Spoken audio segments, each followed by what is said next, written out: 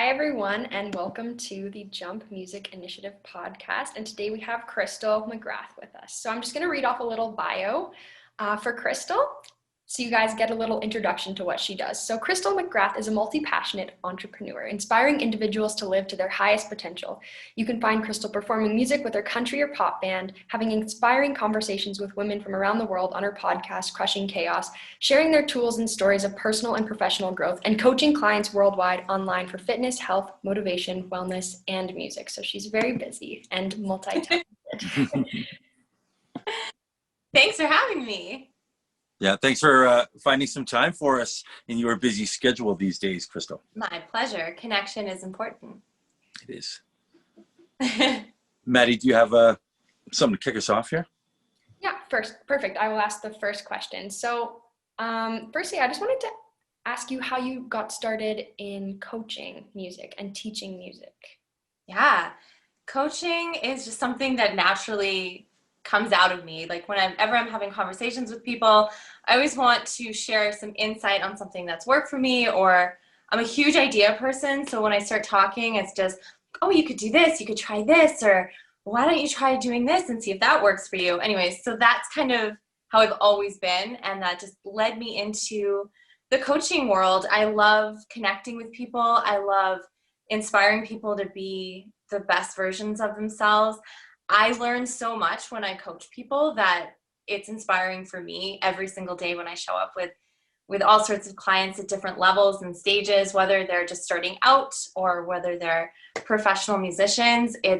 You can always learn something from somebody that you can grow from, and then you can take that and share it with somebody else, and then they can grow. So coaching just kind of pulled me in as something. It's just a natural thing that I already do. So, why not make my living from that and do what I love every single day?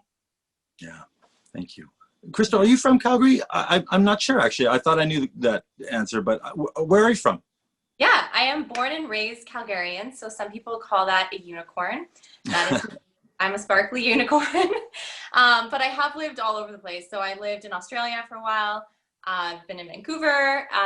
Then I lived down in Atlanta, where I had a management company there. And that's kind of where I kicked off my official music career, was down there in the States. And then I came back to Calgary probably not too many years ago. I lost count of time, but probably 11, because I started at the band Boy and Girl right when I got back. And we've been now a band for 11 years. So oh, wow.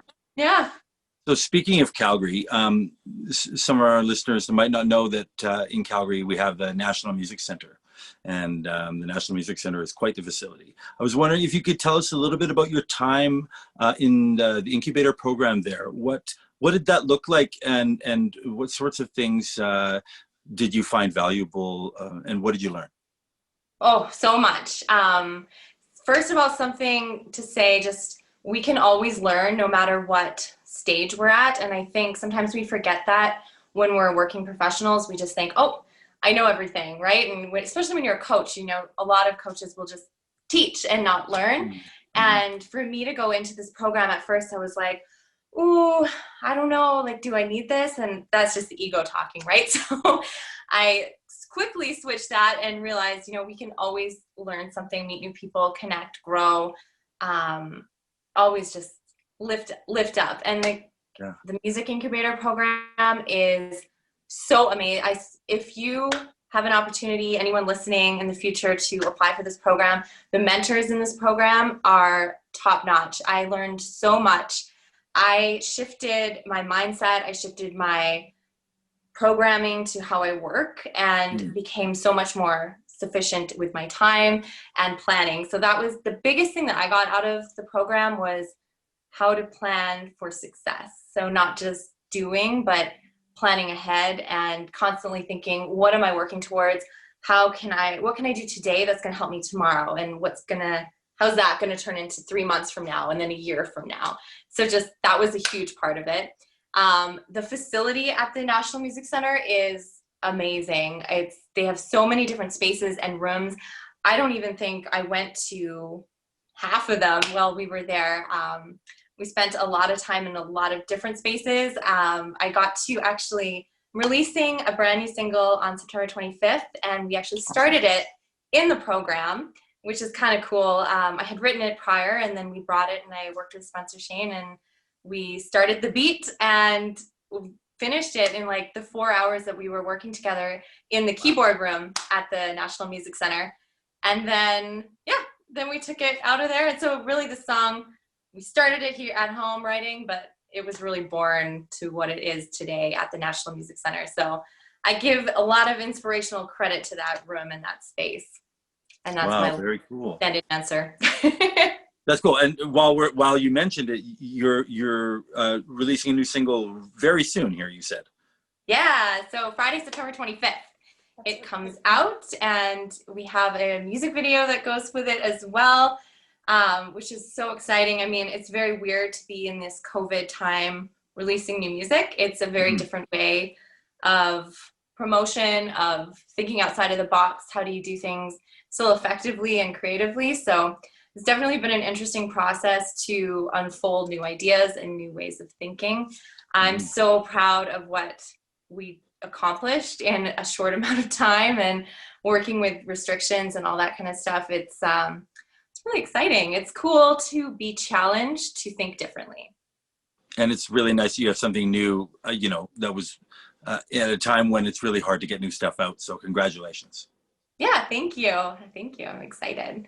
It's cool because this song really just captures who I am as a human. It's pop, it's country, it's dancey, it's fun, it's sassy. It's a really fun thing that I'm very proud of to have created to represent myself. Because I think sometimes as a musician, you can write and put things out and maybe it doesn't feel, I know from speaking for myself, there's been a lot of times where I'm like, oh yeah, okay, it's good, but I don't feel like it's me. and so it's really cool to have something out there that fully feels like me.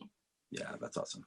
And on that note, how did you get in touch with that? How did you realize what felt like you and where you kind of wanted to go with your sound and your artistry? And how would you recommend young musicians find that within themselves? That's such a good question. Really good question, Maddie. Yeah. It's a process. So mood boards are a very helpful thing. Years ago, I would just rip things out of magazines and put them in binders and like colors and styles and just kind of get a feel for what is it that I actually like. And so I've been doing that for many, many years, just constantly collecting things that represent me as a person, as a brand, and the message that I want to put out to the world. From that, now we have Pinterest, so it's really easy to just click, click, click and put that together. So I highly recommend, if you're trying to discover who you are as a person, as an artist, as a leader, whatever that looks like, make a board on what life looks like for you and what inspires you.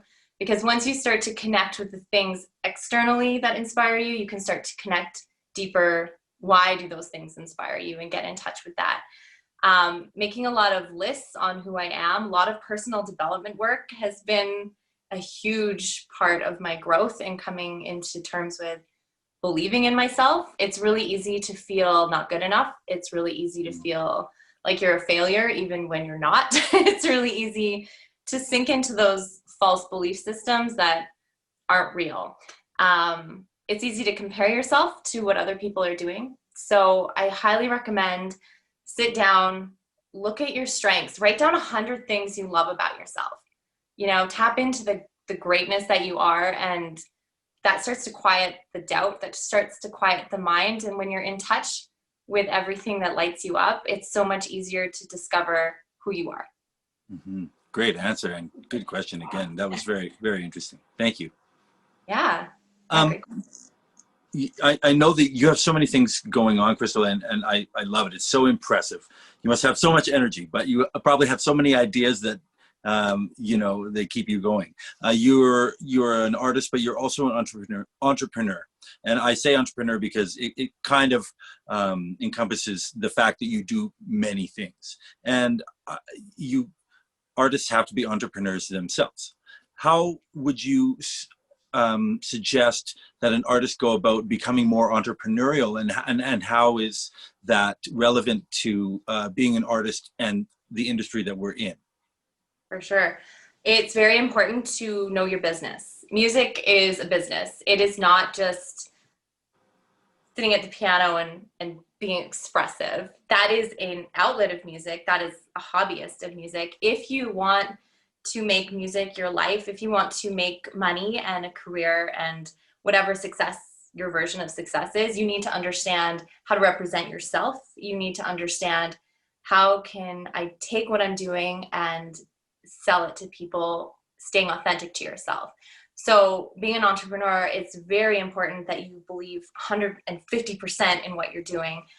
Because if you don't, it's going to be very easy to get swept over by that doubt that I was talking about earlier. So just really doing the practice of, what am I, who am I, what do I stand for, and what is the message I want to put out into the world is important.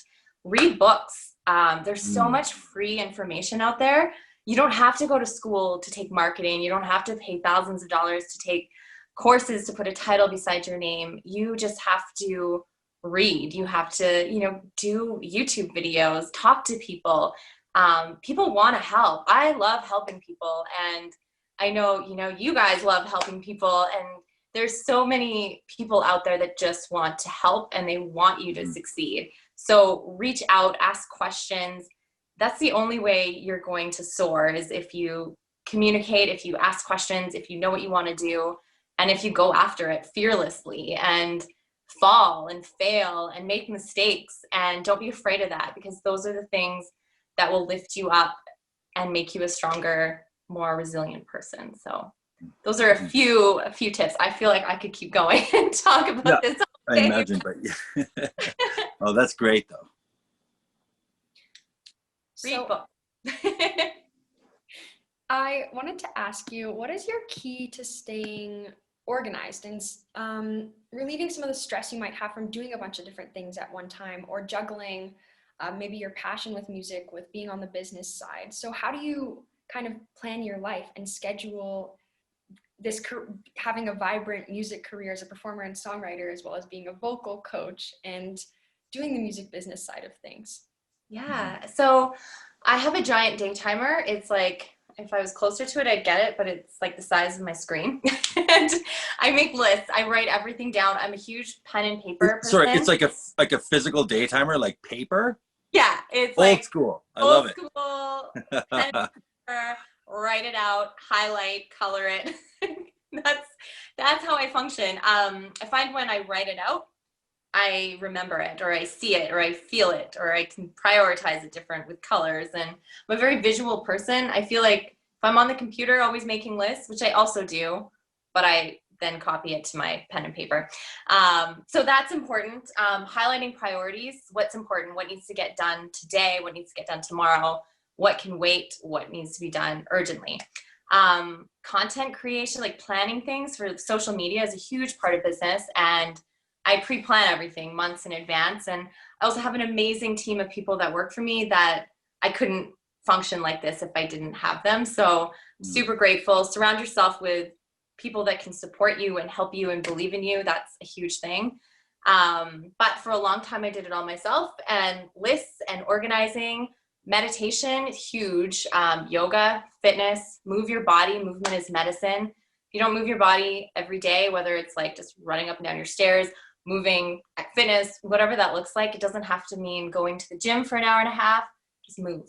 Movement is my medicine. So those are a few things I do. Cool. And I talk about ideas a lot, and that helps me too.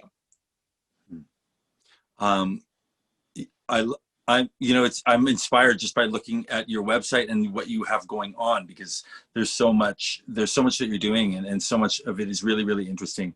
I came across the Right to Dream initiative that you're doing with Boy and Girl. And I really thought it was super cool that you focused kind of on the self-esteem aspect of that. I thought that was really unique and very, very cool and thoughtful. Can you tell us a little bit about that initiative? Yeah, absolutely. So we started it probably 10 years ago now, raising money to bring music education, confidence workshops to schools, and to provide artists with artist development scholarships to write and record a song. It's I love coaching and I love giving back. We started it because we always were doing concerts and we loved fundraising for a cause. And we just thought, you know what, why not create something that we can see the results from? Because it's really inspiring when you can see an artist be inspired to be bigger and greater. And I think at the end of the day, whatever we do, whether it's music, whether you're, working in a corporate industry, you have to have self-esteem, you have to have confidence. And that's the end of the day, the most important message that I want to put out to the world is love yourself and allow yourself the permission to fail, give yourself the permission to make mistakes, have space to grow. Because that's really at the end of the day, what we all need to do is love ourselves and allow ourselves to grow and be inspired by other people. So we wanted to just create a space where we could lift people up and help them be inspired by music and by the love of themselves and grow into the artists that they are. That's so wonderful. And artists, I think artists especially really need that in order to grow as artists, because they have to recognize, some of the beauty that they're creating, and the self-esteem is just so, connected with that, and then their growth as an artist. I thought it was very, very cool. Yeah, no, it's fun. It's a nice aspect to have in the whole umbrella of the many things I do. So yeah. Oh, yeah. Awesome. Yeah. I wanted to ask you a little bit more about your music coaching. So what do you love about music coaching? And I guess I also wanted to ask, so when a person comes to you, obviously they have different skill levels, different ages, different sort of, I guess, commitment to music, or like different ideas of what success in music is for them. So how do you assess a person and figure out what's best for them, or how you can best help them fulfill what they want to do? Yeah, so asking, goal setting. So really getting to know each client. Everybody learns differently. Like you said, everyone's at different levels, different stages, all of those things. So for me, really the first session, I really like to, tap in to see where they're at and to understand what they want to learn and how they learn, because everybody learns differently. So that's a huge part of my coaching practice, is understanding human behavior and knowing, how does this person learn best? How can I connect with this person the best? Some people have very short attention spans. Some people have very long attention spans. Some people read music. Some people hear music. Some people want to just create and write. And that is still music, right? Music lessons don't mean you have to sit with an RCM book and pass the level and get a score. Music is feeling.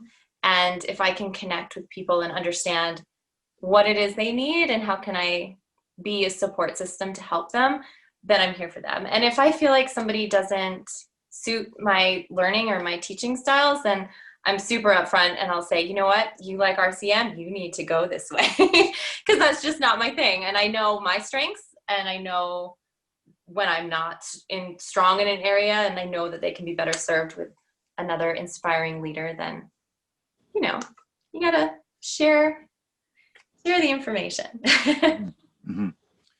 What sort of things can somebody expect to learn from a performance coach? Oh, confidence is a huge thing. We come back to that. Being on stage is a very scary thing, and speaking in front of people can be a very scary thing. So maybe you just have an office job where you have a meeting and you need to get confidence to speak in front of people, right? It comes right down to that. You don't have to be a performer to need or to want to take coaching in performance. Anytime you're in front of a stage, lights, people, that's a performance. You're just taking yourself and elevating who you are to be bigger and to be bolder and to be loud, right? And that doesn't mean you have to be, like, for me, I'm not in a room being like, everybody look at me, hi. But when I'm on stage, I've learned how to get that energy and express it. So it's finding creative ways to express yourself. Performance coaching is all about that. It's blocking down fear. It's, taking a pillow and smashing it on the ground and singing your song at the top of your lungs. It's doing silly things. It's having fun. It's getting uncomfortable and learning how to get comfortable being uncomfortable. I see. Interesting. Very cool. Yeah. I wanted to ask something, just what would your advice be for young musicians just starting out? What would you have liked to know when you were first starting out? Is there any piece of advice you would give to someone? Yeah, just try everything. Get curious. Pick up a different instrument. You know, if you're learning piano and you're suffering, pick up a guitar, pick up a ukulele, try something different. Be inspired. Go on YouTube, watch all these amazing people out there doing amazing things, and don't feel like you cannot do that because they're doing it. Okay, like that is super important. Watch it and be inspired to go do something your way. Don't watch it and be like, how do I be like them? Watch it and be inspired. How can I put myself out there like they're putting themselves out there? And be authentic to yourself. Believe in yourself. Give yourself permission to fall. All of those things. Crystal, where do you see music performance going live? This is kind of out of left field, but I'm interested. I'm always curious to see what musicians and performers' answers would be. Where do you see live performance going from here and where we are now, with the limitations and you know, all the pandemic related stuff? What do you see happening in the industry? Do you see anything? What changes do you foresee?